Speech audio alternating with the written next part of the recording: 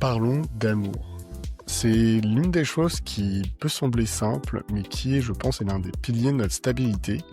Comment est-ce qu'on fait par rapport aux relations amoureuses? Quand est-ce qu'il faut annoncer sa bipolarité à sa copine ou son copain?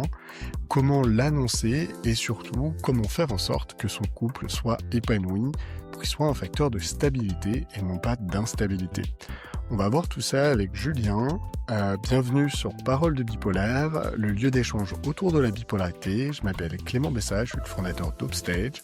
Et notre objectif, c'est de transformer notre bipolarité en opportunité.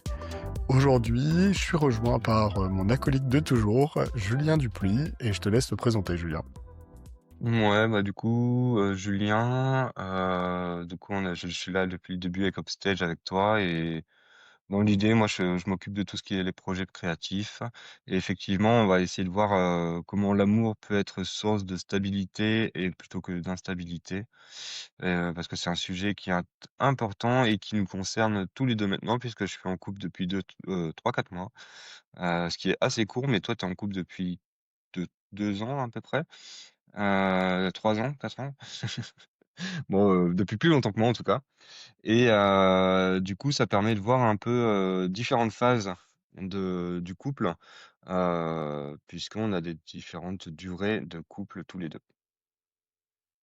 Ouais, surtout, je pense que ce qui est important, c'est de commencer par parler un petit peu de comment annoncer sa bipolarité. Donc, moi, je me remets un petit peu dans la situation du moment où bah, tu fais du date et tu rencontres plusieurs personnes.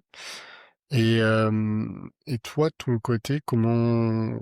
Enfin, si je peux peut-être parler de mon expérience rapidement. Moi, j'avais tendance à pas en parler dans les deux, trois premiers dates et j'en parlais par la suite.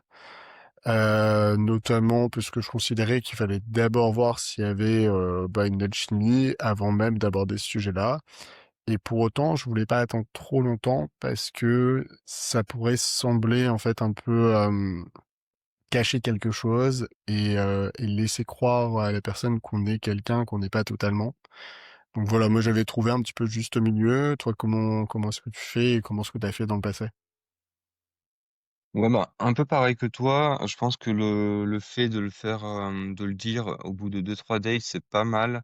Après c'est en fonction du feeling et du ressenti qu'on a par rapport à la personne qui est en face. Sachant que oui, effectivement, si on attend un peu trop longtemps, il peut y avoir une impression d'avoir caché quelque chose ou quelque chose comme ça. Moi, de mon côté, je l'ai toujours dit au bout du deuxième ou troisième date, sachant que j'essaie de rapprocher les dates assez rapidement pour pas faire la chose sur 2 mois en fait en 3 dates, parce que ça me paraît énorme. Et après, il y a le côté où on en parlera peut-être après, mais c'est le côté où en parler en présentiel plutôt que par message ou par téléphone. Parce que, d'une, on peut voir la réaction de la personne et de 2, bah, c'est quand même plus, du coup, on peut en parler, il y a pas cette possibilité de l'autre personne de l'autre côté de dire: «Ah bah, la nouvelle est trop importante, je vais essayer de switcher en ne répondant plus ou en arrêtant l'appel» ou un truc comme ça. Ce qui fait que c'est quand même plus facile de communiquer quand on est vraiment en face, par rapport à ça. C'est ça, en fait, c'est de préparer ce moment. Déjà, pour raconter un peu mon expérience, je me rappelle que ça me faisait souvent très peur.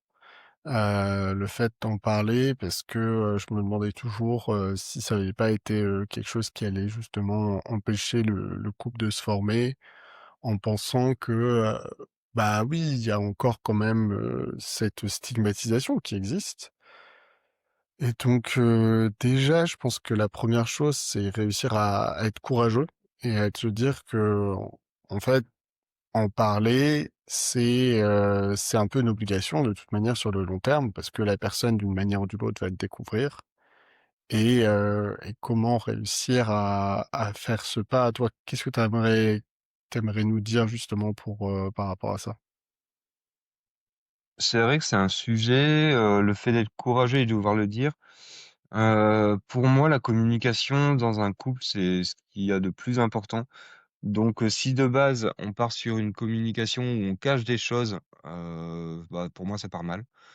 Il faut se poser la question de, bah, est-ce que ce couple, il a lieu d'être? Parce que si on a peur déjà de communiquer avec la personne quelque chose d'aussi important, bah, peut-être que c'est pas la bonne personne. Parce que, ça veut dire qu'on n'a pas tant confiance que ça en l'autre. Ou alors on n'a pas confiance assez en soi. Mais dans ce cas-là, il faut travailler aussi sa confiance en soi parce que, c'est vrai que comme tu le dis, il faut être courageux et après il faut je pense que ce qui est important, c'est de pas s'auto-stigmatiser aussi parce que des fois on pense pour l'autre, dans le sens où on va se dire: «Oh l'autre va penser ça». Non. En fait, on n'en sait rien de ce qu'elle va dire. Moi, je sais que, bah, toutes les personnes à qui je l'ai annoncé, sur allez, on va dire 10 dates, il y en a qu'une seule qui a mis un stop au final. Et toutes les autres, c'était en mode, bah, je suis curieux, comment ça se passe? Comment ça t'affecte? Et cetera. Donc il faut pas penser pour l'autre et communiquer la chose et de toute façon, si la personne elle est pas réceptive à ça, bah, c'est que ça devait pas se faire, hein, tout simplement. C'est ça, c'est l'air de rien une partie de nous. Alors on n'est pas bipolaire, on est avant tout des êtres humains, mais ça fait partie justement de nos émotions et du coup, ne pas en parler, c'est un peu, bah, c'est un peu, laisser une bombe à retardement exploser à un moment où on s'y attendra pas donc autant vraiment en parler tout de suite et voir justement si ça fonctionne. Hem Et l'une des choses non plus qui est pas simple et je pense que tu as raison, c'est le stigmatisation, mais aussi l'auto-stigmatisation. C'est que parfois on peut avoir un peu honte de ce qu'on est, en pensant que, bah, oui, on est bipolaire, donc on n'est pas capable de, je sais rien, d'avoir un travail à temps plein ou, d'avoir une copine ou d'avoir des responsabilités et je pense que c'est l'une des pires choses et je pense à l'amour, ça peut faire partie aussi du truc, de se dire, bah, peut-être que, bah, je suis pas capable d'être avec quelqu'un, j'en sais rien, qui est assez, exigeant ou je peux pas faire telle chose et c'est vraiment réussir à passer outre et avoir confiance en soi. Bon alors c'est facile à dire, c'est pas facile à faire. Maintenant, je pense que oui, c'est le passage obligé en tout cas d'en parler. De comment en parler, tu as commencé un peu à l'évoquer, donc en présentiel. Je pense que le faire, avec la personne seule et pas avec tes amis autour, ça c'est quand même plus simple, si possible donc en personne. Et puis moi j'aime bien poser à la personne la question, c'est-à-dire, «Est-ce que tu sais ce que c'est que la bipolarité?» Et une fois que la personne a fait ses explications, là, d'expliquer avec mes propres mots, la manière dont je l'exprime, je dis souvent que c'est la maladie des émotions. C'est le fait, en fait, d'avoir des hauts et des bas, plus intenses, parce qu'on a des troubles, en fait, au niveau de la chimie de notre cerveau. Ce qui fait que, bah, on va avoir trop ou pas assez justement de d'hormones et je pense que c'est important que les gens comprennent bien et comprennent bien que lorsqu'on en parle, c'est souvent parce qu'on arrive à le gérer. Donc ça, c'est aussi un autre point, qu'est-ce que tu en penses de ton côté? Ouais, c'est vrai que c'est ça. De toute façon, quand on n'en parle pas en général, c'est qu'on a du mal à dater, à rencontrer des gens, parce qu'en fait, on n'est pas assez stable, on se sent pas assez stable pour penser à autre chose que, gérer la maladie. Donc ça veut dire que déjà si la personne, elle enclenche des rencontres et cetera, c'est déjà qu'il y a un point il y a une certaine stabilité. Et c'est en fait, je pense, aussi, annoncer la couleur. Lorsque tu en parles, lorsque tu prends ton courage à 2 mains, c'est de parler de ta bipolarité et de réussir à varier un petit peu entre, ce qui s'est passé, ce que tu as appris et ce que, par rapport à tu as appris, ce que tu vas justement ne plus faire et comment est-ce que tu vas faire en sorte que ça n'arrive plus. Et en parler, c'est progresser. C'est justement pouvoir avancer en se disant: «OK, là, il y a, 2 ans, j'en sais rien, j'ai eu une dépression parce que je me suis isolé et que j'ai coupé, les ponts, mais parce que j'en parle, je sais que mes dépressions, il faut que j'évite l'isolement, donc je vais mettre en place des actions pour pas m'isoler». Et c'est vraiment comme ça qu'il faut en parler, je pense, avec son partenaire. Alors là, on sort même juste du moment où on date, mais c'est de réussir à se dire qu'en fait, on parle du passé pour pouvoir trouver des solutions pour le futur et que si on en parle, justement, ça fait partie de ces solutions. Donc, toi, je sais pas comment tu l'as évoqué justement à ta copine, Julien? Moi, c'est simplement, on en parlait hier, c'est le fait que comme on travaille dedans, bah, j'ai expliqué ce que je faisais, dans le travail, dans ce qu'on fait avec Upstage et après j'ai dit: «Bah, comme moi, j'ai aussi la maladie, c'est pour ça aussi qu'on a créé ça et cetera» et en fait, ma copine m'a dit, «Ah bah, c'est trop bien, je trouve ça trop intéressant et tu prends ta maladie en main» et cetera et justement, elle a trouvé ça, très courageux et très, «admirable» entre guillemets, le fait que je prenne la maladie en main, pour en faire quelque chose et je pense que c'est une des choses qui lui a plu chez moi. Donc c'est transformer, comme on dit, la bipolarité en une opportunité et là, ça a été le cas bah, en amour, au final. C'est ça et et c'est vrai que si on se met un petit peu de l'autre côté de la barrière, c'est aussi intéressant de se mettre à la place d'une personne qui est en couple avec, un ou une bipolaire. C'est que si la personne vous en parle, c'est généralement bon signe. Ça veut dire que, elle a déjà, fait cette étape de l'acceptation, qu'elle a commencé à comprendre quels sont ses triggers, comment faire pour éviter justement ces phases et il faut réellement être rassuré. Même si bien sûr ça fait peur, bien sûr faut pas hésiter à poser des questions et simplement poser la question à la personne avec qui vous êtes ensemble ou à la personne, avec qui vous datez, de tout simplement comprendre. Maintenant, ça peut être une raison où, bah, voilà, c'est ça ne marchera pas, mais bon, en tout cas, de de creuser et de comprendre, en fait, quelles sont les implications, qu'est-ce que ça change, par rapport à un couple, on va dire, plus traditionnel. Je pense à des changements assez simples, c'est, bah, par exemple, tout ce qui est consommation de drogue ou d'alcool. C'est des choses qui sont pas vraiment compatibles parce qu'on a une tendance addictive beaucoup plus importante en tant que bipolaire. Donc, bah, c'est sûr que, il vaut mieux pas être avec quelqu'un ou, de l'autre côté, si quelqu'un, bah, consomme régulièrement, bah, c'est peut-être pas une bonne idée de se mettre aussi avec une personne bipolaire. Donc il y a ça, je pense que c'est un changement assez significatif. Elle va aller voir le côté émotionnel, c'est-à-dire que, bah, qu'est-ce que tu en penses justement, Julien, par rapport à nous, notre manière de vivre nos émotions? Bah, c'est vrai que le côté déjà addiction, je pense que ça soit d'un côté comme de l'autre, il faut faire même en général au final, mais encore plus quand on est bipolaire, il faut faire attention aux personnes avec qui on se met dans le sens où, par exemple moi, tendance addictive à l'alcool, aujourd'hui je bois plus du tout, mais si j'étais avec une personne qui aime bien boire du vin et qui me proposait régulièrement de boire du vin, bah, il y a des chances que je craquerais. Donc ça serait pas trop compatible. Là, aujourd'hui, je suis avec ma copine qui, bah, au final, boit de moins en moins parce que je bois pas. Et ça la convient aussi. Moi, je connais personne qui va moins bien quand elle boit moins qu'elle est mieux quand elle boit plus. Enfin, je sais pas si c'est clair, mais, en gros, on a compris et c'est pareil pour toutes les addictions. Donc, c'est pareil pour fumer, c'est pareil pour fumer des joints, et cetera. Ensuite, par rapport aux émotions, ouais, je pense que le couple peut être un support, de stabilité, un support de cadre, pour justement, bah, faire en sorte que nos émotions soient le plus possible,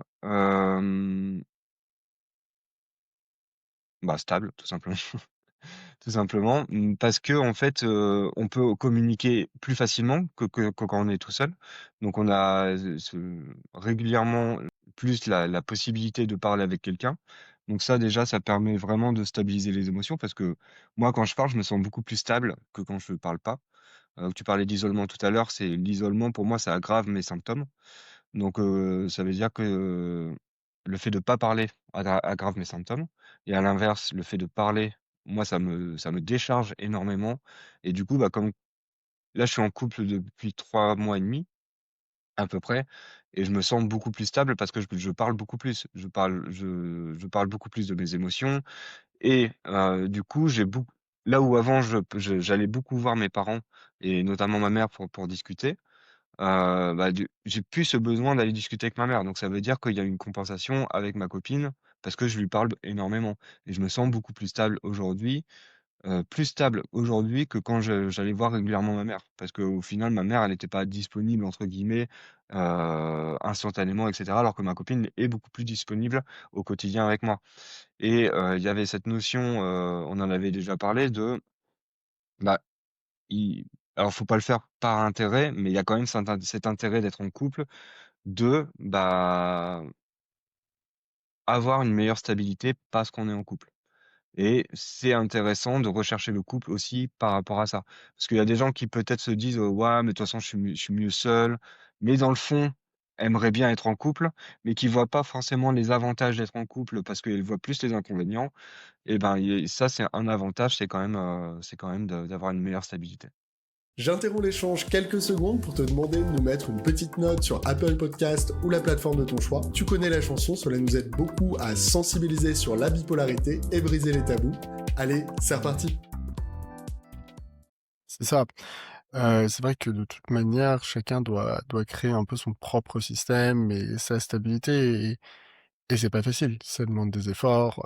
Maintenant, le fait d'avoir une personne qu'on aime, avec qui on est bien au quotidien, qui va nous soutenir, c'est un énorme plus et de l'autre côté, il faut aussi voir aussi le bon côté des choses lorsqu'on est avec une personne bipolaire, c'est qu'on va être avec quelqu'un qui va avoir beaucoup d'empathie, qui va avoir beaucoup d'émotions et c'est souvent, des personnes qui, je pense, sont très amoureuses et font vraiment les efforts dans le couple. Donc il y a c'est comme toujours, hein, avec la différence, avec, la diversité, avec, du coup, dans notre cas, le fait d'être neuroatypique, bah, il y a des choses positives, il y a des choses négatives et il faut faire ses choix. C'est-à-dire que, est-ce qu'on accepte justement, les 2? Est-ce que l'un est trop important? Maintenant, le fait d'en parler par contre, ça c'est vraiment la base et le fait de parler lorsque ça va pas, c'est hyper important parce que, comment est-ce qu'on fait pour que son partenaire ou sa partenaire, soit un soutien et pas du tout justement un détracteur? Parce que, c'est vrai qu'il faut s'imaginer que dans certains moments où on ne fait pas certaines choses, tout de suite, ça peut être une pression supplémentaire si c'est mal exprimé et du coup, comment faire justement, lorsqu'on sent qu'il y a un moment qui est compliqué pour que, son ou sa partenaire puisse être une aide et justement pas l'inverse et pas mettre plus de pression, qu'est-ce que tu en penses, Julien? Bah, déjà, je pense que c'est, d'anticiper et donc, de quand on est bien dans une phase où on est, plutôt stable, c'est d'anticiper et de discuter sur: «OK, moi quand je suis pas bien, il se passe ça, ça, ça». Le mieux pour gérer ça, c'est de faire par exemple, quand je suis en dépression, bah, le mieux c'est d'en discuter avec moi, c'est de m'écouter énormément, même si c'est pas facile parce qu'on entend des choses qui sont, plutôt, «négatives» entre guillemets, mais c'est de m'écouter, d'être à l'écoute, d'être bienveillant avec moi, essayer de me faire sortir, mais de manière, assez, soft, favoriser une bonne hygiène de vie et cetera. Et donc d'anticiper plutôt que c'est prévenir que guérir, plutôt que guérir. C'est un peu le bon dicton, mais c'est ça puisque, c'est quand on est dans une phase stable, anticiper la prochaine, phase, de dépression ou de up. Comme ça, on n'est pas dans le chaos, en train de régler quelque chose directement dans le chaos. Vaut mieux anticiper le chaos, comme ça quand on est dans le chaos, on sait quoi faire et il y aura toujours un peu de chaos où on ne sait pas trop quoi faire, mais il y en aura beaucoup moins que si on l'avait pas anticipé du tout. C'est exactement ça, en fait et moi, ce que je t'invite à faire, dès maintenant, si ça n'a pas déjà été fait, c'est de faire ton plan d'action par rapport à la dépression, par rapport à la phase up. On te mettra les liens en description. L'idée, c'est vraiment de comprendre, quels sont les événements, quels sont, ce qui t'amène à rentrer en phase, et ensuite comment détecter cette phase, de quelle manière et puis, qu'est-ce que tu fais concrètement pour éviter que cette phase s'amplifie et s'intensifie et même potentiellement se déclenche? Parce que parfois on peut même éviter tout court la phase et ça, je t'invite à le faire et à le partager justement ou avec ta ou ton partenaire parce que, ça, c'est des éléments clés et si ça peut t'éviter ta prochaine dépression, ça vaut peut-être le coup de passer 5 minutes à le faire, dès maintenant. Pour revenir à au couple et comment, en fait, on peut aider en tant que partenaire, c'est souvent une question qui revient assez souvent et qui est pas facile parce que, parfois on veut faire des choses et on sent que la personne qu'on veut aider est un peu dans le déni. Quel conseil t'aimerais donner justement à un partenaire qui voit, par exemple, quelqu'un qui commence à sombrer un peu dans la dépression et qui est dans le déni? Question pas évidente, mais je pense que ce que je ferais moi si j'étais, partenaire d'une personne bipolaire et que je voyais qu'elle serait dans le déni et cetera, ça serait de juste communiquer à la personne que, bah, je suis présent. Si elle veut, parler, librement, il y a pas de souci, je ça sera sans jugement. Je suis à son écoute, et en fait, juste être dans la bienveillance et dans l'écoute. Et après, c'est à la personne en face de faire le travail au final. En fait, on peut pas changer la personne. On peut pas le forcer à parler, on peut pas le forcer à quoi que ce soit. Si elle a pas envie, elle a pas envie, donc c'est la meilleure des choses, c'est juste être à l'écoute, et être dans la bienveillance. Et maintenant, si c'est trop insupportable pour soi d'être dans cette situation trop longtemps, parce que c'est pas forcément quelque chose d'évident, bah, c'est être à un moment donné, se rendre à l'évidence que, bah, peut-être que ça peut ne pas fonctionner parce que, bah, en face, il y a pas l'acceptation, il y a pas la communication et en fait, on est dans la souffrance aussi en tant que partenaire, et du coup, dans une situation qui peut pas durer non plus, 1 an, 2 ans, même voire quelques mois, hein.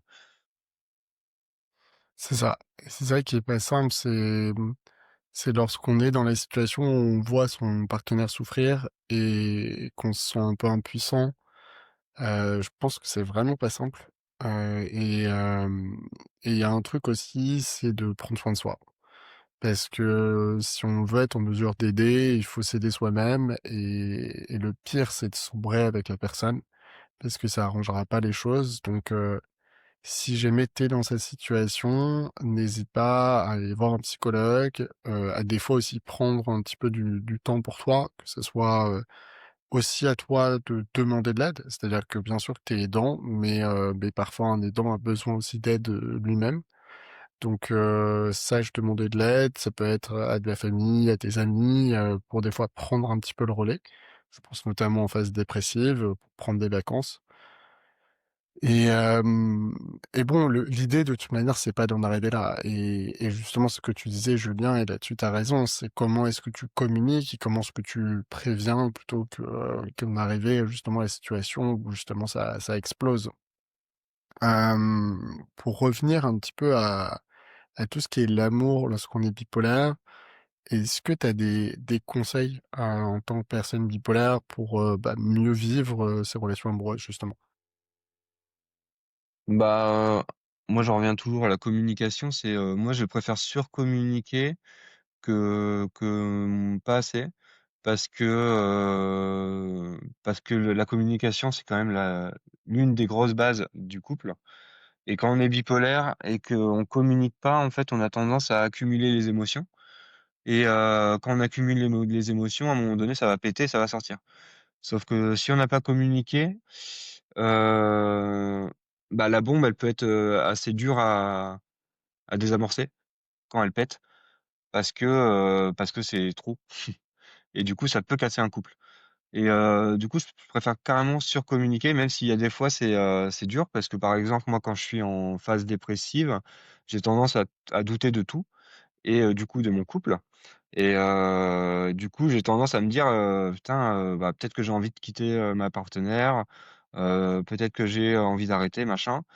Sauf que c'est parce que je suis en phase et communiquer ça, c'est pas évident, mais si la partenaire en face, elle le sait, ça change tout parce qu'en fait, ça veut dire qu'elle pourra me dire: «Bah, OK, je comprends, j'entends, c'est dur pour moi d'écouter ça, mais heu, attendons peut-être un peu parce que, tu es dans une phase et on sait très bien que quand tu es dans une phase, tu penses tout le temps ça». Et effectivement, bah, si j'attends 3 semaines, un mois, Alors c'est long, 3 semaines, un mois, mais quand c'est passé, bah, effectivement ça switch. Ça switch et c'est en mode, bah, heureusement que j'ai pas quitté ma partenaire parce qu'en fait je suis amoureux et cetera, quoi.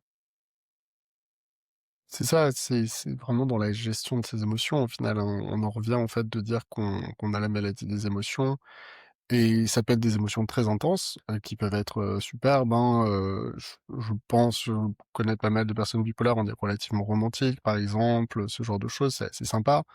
Mais il y a aussi le côté de doute qui peut exister. Et donc toi, quand tu es bipolaire, de toute façon, de manière générale, il faut faire attention à pas prendre de décisions trop brusques, parce que, on a ces émotions qui sont intenses et parfois de prendre un petit peu de recul, d'écrire avant de prendre ses décisions, d'en parler, ça peut être un proche, ça peut être un père aidant, un psychiatre ou autre. Et ça, c'est vraiment ouais, c'est ça, de pas prendre de décision à la rapide, en fait. Et il y a aussi, je pense, dont on n'a pas parlé, mais le côté, irritabilité et colère où, je sais que des fois ça peut bouillir et de bien différencier les choses. Moi, parfois, j'ai tendance à m'énerver sur certaines choses et j'essaie de bien conceptualiser, alors pas sur ma partenaire, mais même sur d'autres choses, que en fait, ce n'est pas lié à ce que fait ma partenaire.